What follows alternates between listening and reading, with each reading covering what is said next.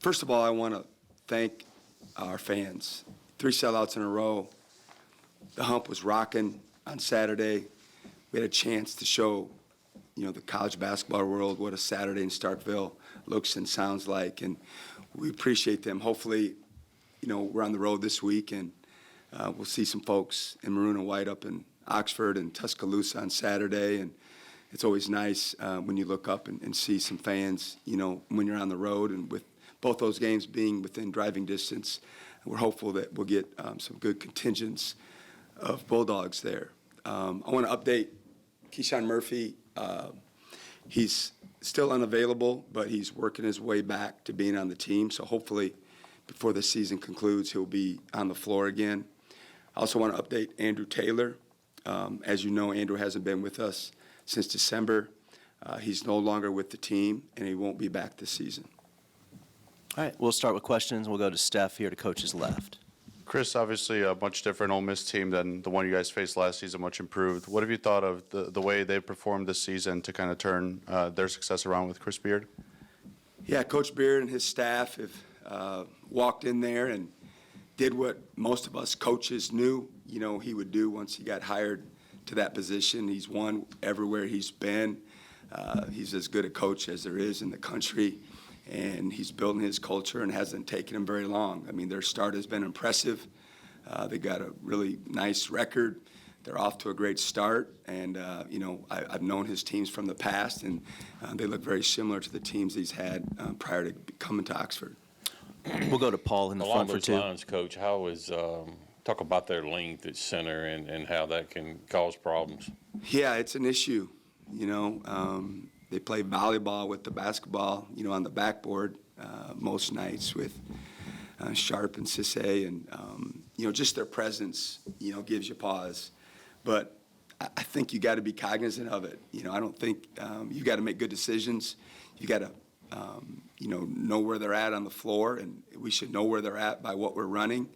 And we got to pick our spots. Certainly, we can't play scared. You can't play on your heels. At times, you're going to have to go right at their chins and try to put them in the basket, if you will. But at the same time, they're a huge factor for their defense. They start their offense with all the alterations and the blocks. I think they're second or third in the country as a team, and I think them two individually are top 3 or 4 individually in block percentage. So it's quite the weapon for them defensively, and it's something that you have to game plan for.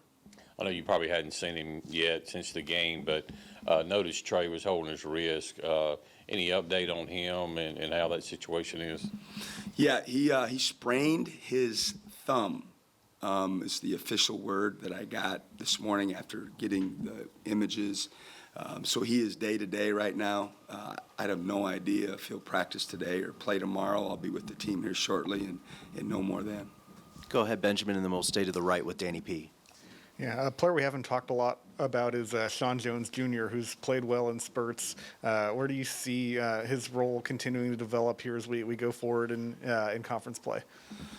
Well, the roster situation that it's in, we need him to play more minutes, and we need him to be very productive.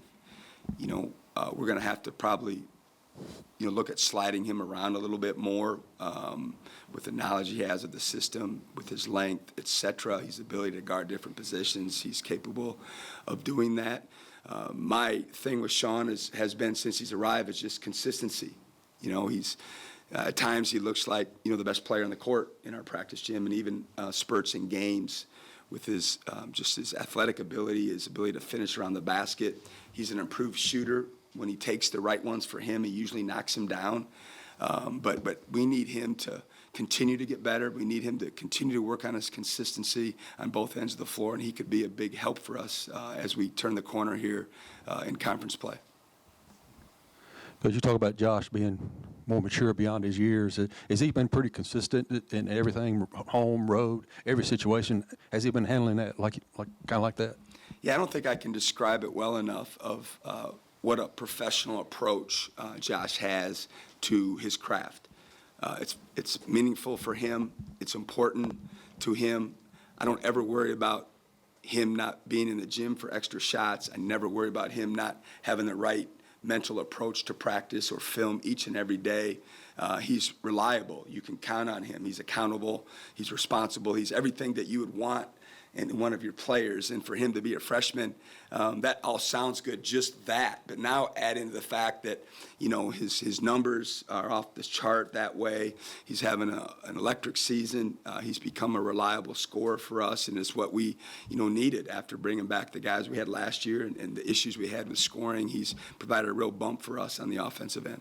We'll go back to coach's left and start with Justin. Chris, no points from Jimmy over the last 2 games. What have you just seen maybe with him? Is it more of a matchup thing the past 2 games or something that you guys can do to maybe get him a little, I guess? Yeah, I wouldn't say I have the answer of putting my finger right on that. He hasn't taken a lot of field goal attempts. You know, obviously he went 0 for 4 from the line, so there's 4 points that he left, you know, on the table, and, you know, he's more upset about it than anybody else is, and he works at the line, and sometimes it becomes a mental thing, obviously a confidence thing, and we've got to help him, you know, get back to a good place that way. We ran an out-of-bounds play for him right underneath the basket, and he you know, it was easy for me to say, you know, there's not 6'10" guys all around me, and, you know, the traffic, et cetera, and he kind of fumbled the ball. Otherwise, you know, that was a layup for him more than likely, but he's been in good spirits. He's had good practices. I fully expect him to have some big games for us as the season progresses. Coach, obviously we hadn't seen, you know, Andrew on the bench throughout this time that he hasn't been playing. Had y'all been in communication with him? Was there still hopes that he would come back and play at some point? Like I said, he hasn't been with us since mid-December, and at this point he's no longer on the team. Go ahead. Coach, Josh, of course, initially signed with Ole Miss out of high school. Do you think this game will have any extra meaning for him? That's an interesting question. I'm not sure it'll have extra meaning for him, but I would imagine he probably needs to prepare for what he's walking into. I can't imagine that he'll be treated with a warm embrace, if you will, by their crowd. But the thing that makes me feel good is that he'll handle it. You know, he'll be mentally ready to go. He'll understand what it's going to be like. And if I know Josh, like I think I do, it'll be motivating for him, and he will at least try to rise to the occasion. But for some kids, you know, I would worry a little bit about them walking into that type of situation, how they would handle it for the first time. But I think Josh will be fine. Time for a couple more. We'll go back to Steph. I don't think you guys overlap with Chris Beard's time at Fort Scott and your time at Independence. I think it was about a year difference. But what's it like kind of being at this level, having, you know, this SEC rivalry, having 2 guys that kind of made it through the JUCO route, be in this position? Yeah, that's where I met him when he was at Fort Scott. I went in there to recruit when I was at the University of Idaho, and he was a new head coach at Fort Scott, and I had just left Independence, so we didn't cross paths like you said. But you know, we've kind of had a similar background, if you will, and we have a lot of similar friends. So, you know, I don't think about that. I'm sure he don't think about that. We're all in prep mode of trying to get ready to play an SEC game, and obviously it's a rivalry game to boot. Anything else for Coach